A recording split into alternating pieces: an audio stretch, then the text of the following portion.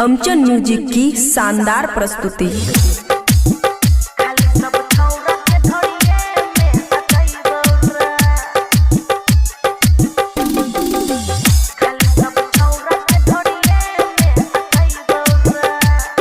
खुशी recording studio बलुआहा।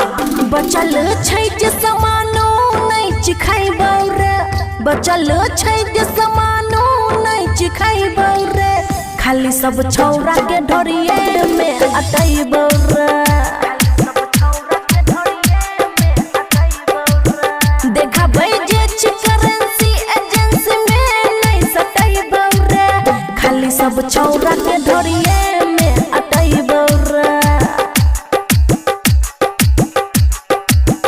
खाली सब छौरा के ढोरिए में अटैबौ रे।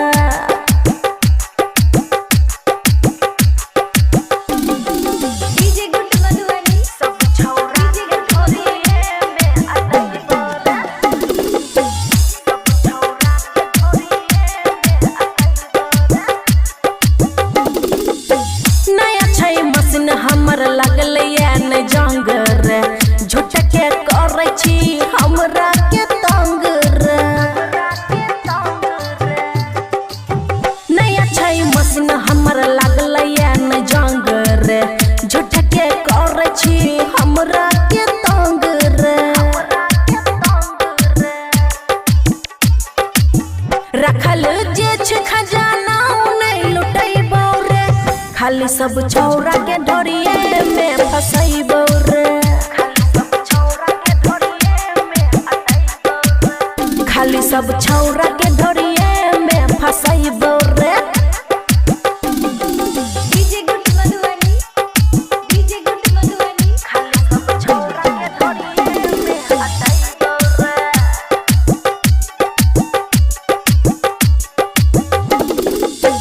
रंजन रूपेश सुने करे नहीं बरियारी रे, बंद छै जे खोलो बोने सुने के बारी रे।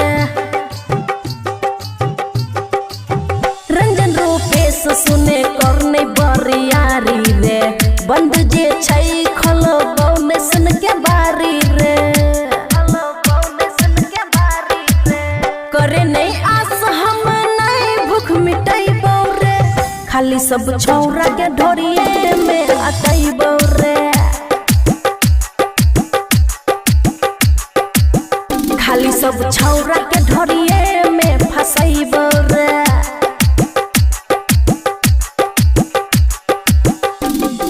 खुशी रिकॉर्डिंग स्टूडियो बलुआहा।